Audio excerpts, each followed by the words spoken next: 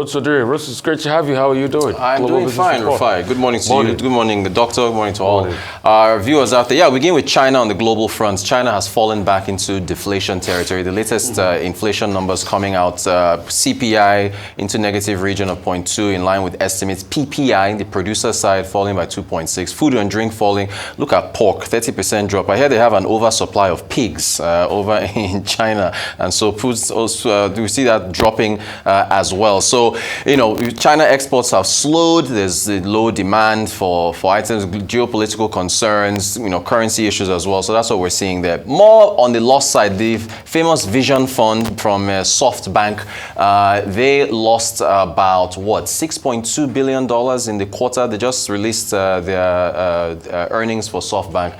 Half year, $9.3 billion loss. You know, SoftBank, they've been throwing money around, investing in a lot of tech startups around the world. Although their net sales, 11 billion, investment gain, just 140 billion. But they said that, you know, it's a Japanese company. The Japanese yen has been very weak against the dollar. They've got a lot of dollar obligations. So that has fed into a lot of the number of the losses that we've seen there.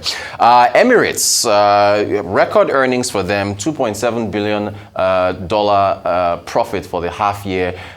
They, of course, as you know, they've been doing very well as far as their long-haul flights are concerned. Here's their chairman talking about the outlook for the company in terms of how he sees the flights going and income. But of course, he still talked about challenges with the currency. He also talked about challenges with diesel, Jet A1 fuel, which is affecting everyone worldwide. Okay, so we also have got, what else do we have? Bitcoin.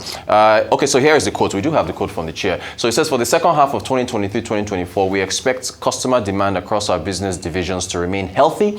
At the same time, we are keeping a close watch on headwinds such as rising fuel prices, the strengthening US dollar, inflationary costs, and geopolitics. That's Sheikh Ahmed bin Zayed Al Maktoum, the founder, chair of the Emirates, who is also part of the royal family as well. Bitcoin crossing $36,000. It hit an 18-month high. Mostly, if you look at the triggers for why it has touched this, there's expectations that the Securities and Exchange Commission in the US will approve Bitcoin ETFs, which are exchange-traded funds, to allow more entities to invest in them. Also, its outlook is that the US Federal Reserve might actually be more dovish in terms of rate hikes. Higher interest rates tend to have an impact on cryptocurrencies. And then there's another Bitcoin halving taking place in April of next year, which there's a thing written into the algorithm where the reward you get from mining Bitcoin cuts in half. So it's something that's done, it's a mechanism that's done to keep the supply of Bitcoin down and keep the price up. So those are the kind of triggers that they're looking at for Bitcoin's rally to continue. And then I know the both of you are art investors. Maybe we should have gotten this for Doctor as a present, but the Picasso woman with a watch painting sold for $139 million at Sotheby's auction in New York. I think it's the second highest painting, or second highest sale of a painting. His last one was in 2015. It was about 170 million. But this is in second place. We come to Nigeria. The president, of course, as you know, is heading off to Saudi Arabia for the Saudi Africa summit taking place tomorrow. There's another Arab African summit on Saturday. So 2-day summits. There's summits everywhere. We're expecting him to hopefully announce some deals when he returns from his trip. Speaking of summits, there's of course the Africa Investment Forum that kicked off yesterday. We heard from, yet another prominent Nigerian, Dr. Akinwumi Adesina, president of the African Development Bank, talking a lot about the investments coming through. I think he said there's about $15 billion that has come in for the Abidjan, that corridor coming from Abidjan through to Lagos. So that's going to run through that western corridor. So there's a lot to talk about. I'd love to hear both your thoughts on how we can get more investments into Africa, and then also in Egypt as well. And by the way, our Rise News is in both locations, covering, of course, what's going on in Morocco, covering what's going on in Egypt. The Intra-Africa conference, the Afri-Exim Bank is behind that. So on the one hand, how do we get more investments into Africa and Morocco? On this hand, Dr. Rufai, how do we get more trade within Africa? That is our updates for today. Okay, Dr. What? Okay, I was going to say that, look, the Cairo Egypt conference is the third edition of the forum. First was in Cairo, I think in 2018. then in Durban in 2021, and this is the third edition.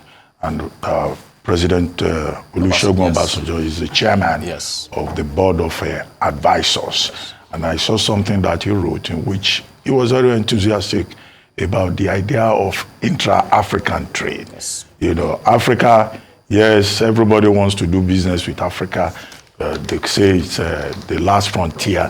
You know, we provide raw materials. But within Africa itself, you know, the volume of trade is very, very low. So it's interesting to see that in Morocco, the African Development Bank is talking about investment, it's talking about Africa, opening up Africa opportunities for growth and economic renewal.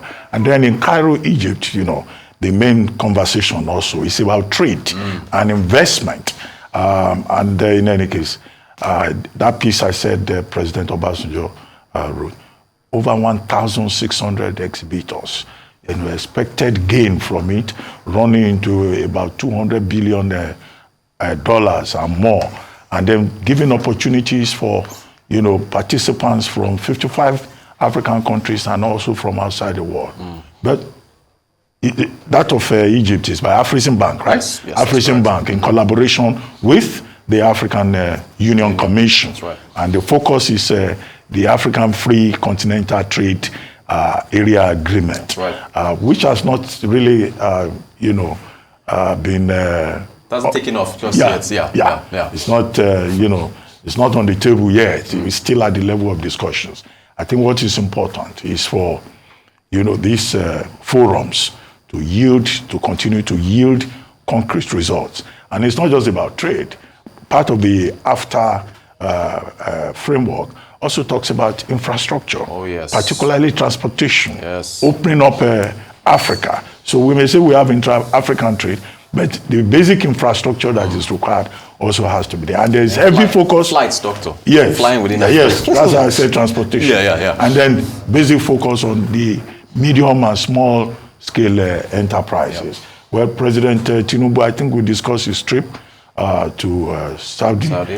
For the summit, you know. But I had made the point then that when are we going to have African leaders inviting these people to come here, you know, to come here instead of African leaders being summoned to come to Saudi Arabia, to go to Japan, you know, since Africa is the focus, you know, most of these conversations should be right here in Africa. But at the end of the day, we need the right kind of leadership to be able to give effect to some of the resolutions, some of the connections, you know, coming out of these summits here and there. But African Development Bank, AFDB, is doing a lot.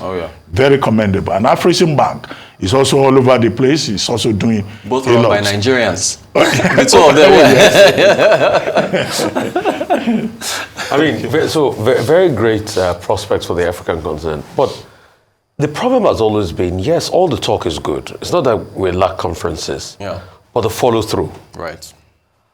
Take, for instance, this Lagos-Abidjan highway. It's been in the pipeline for a while. Today, we've gotten to a point where they said interest of about 15 billion. The question is, what's the follow through? When is it going to materialize? How quickly are we going to be able to do it? Because if you have that Lagos-Abidjan highway, it will open up immense opportunities across the corridor. So you have no borders, you have no barriers. Apart from even the Lagos-Abidjan highway, I've also hazard, you know, because when you fly in the plane across the coast from Lagos, you see that most of these African countries are just around the coast. A coastal rail line across African countries too will make a lot of sense. Because, you know, from your beach here, if you just walk across, if you pretty much just chart it across the coast, you can go up to Ghana, you can go up to Abidjan and all of that. The major cities were built around the coast because that's what the colonialists wanted. Then, for trade for them. So how can we navigate the waters? How can we also open up our waters for greater potential? It goes back to, we talk about flooding, dam and things like that. How we can be able to use and utilize. You talked about inter-African trade. Inter-African trade will only happen when African countries are willing to remove the shackles of colonialism. Rotus, you and I were in Abidjan recently for Africa CEOs Forum. That's right. You saw the problem with Abidjan. Abidjan is still very French-oriented. So rather than trade with Nigeria at the backyard here, they rather trade with the Francophone. Or France directly. So we need countries like Cote d'Ivoire to be able to open up to Nigerians, if possible, across language barrier. I give kudos, to Sonny Abacha. This was one of the things he envisaged then when he made it mandatory for people to be able to learn French then. And in fact, he brought in an exchange program, some teachers from Francophone countries to be able to teach Nigerians French. Truth is, if possible, learning their language. If possible, do a lot of trade in the formal sector now. Because in actual fact, we are doing a lot in the formal sector. There's a particular village, there's a particular place in Osun State, Ejigbo, that you have a direct bus to Cote d'Ivoire and Abidjan. In fact, French is being spoken on the street. So there's a lot of informal trade going on, but how can we formalize it and have the big money coming? That's the paramount conversations we also need to have. So until we look inward, we cannot get it done. And I'm happy you talked about art. I'm really excited about I know you love art. that Picasso painted. But it's because the art sector abroad have been able to create an industry.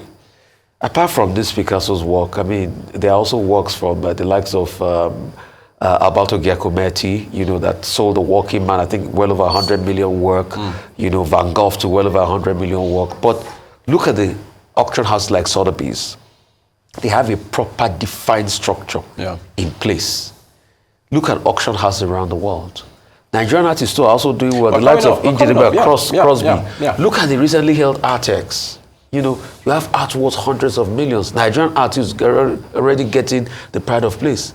So all we just need to do is to be able to harness the environment. Start to train the next artists of the next generation. And government is dropping the ball as regards, but individuals are doing it. Picking it up. From the days of the Oshogbo Art School, the likes of the Nike Okudais of this one and other people, you are having a new breed of artists, even from this Artex and many galleries, other galleries. Winslow Gallery, I should shout them out. Yeah, we have the manager here. Hourglass Gallery, and it just goes on and on and on like that. So it's just about open up this prospect and see how much we can do. So there's so much possibility in Africa. It's very great. Just to draw your attention, because you always talk about cost-reflective tariff for electricity. Yes. Minister Adelabu, the Minister of Power, has commented on that and said, if we wanted cost-reflective tariff, that should have been done a long time ago. But that this administration cannot remove a fuel subsidy and also turn around and say it's removing subsidy from electricity, that it would not be politically expedient. So apostle of cost-reflective tariff. That is just the situation. Yes, indeed. And I hope that, the licenses, he also pointed out that the licenses of the discos and gencos have expired. Right. By October 23, 2023. So there will be reviews. I hope that process will not be politicized. And that the government of the day will be fair to all the parties concerned. Indeed. Thank you very much. Thank you.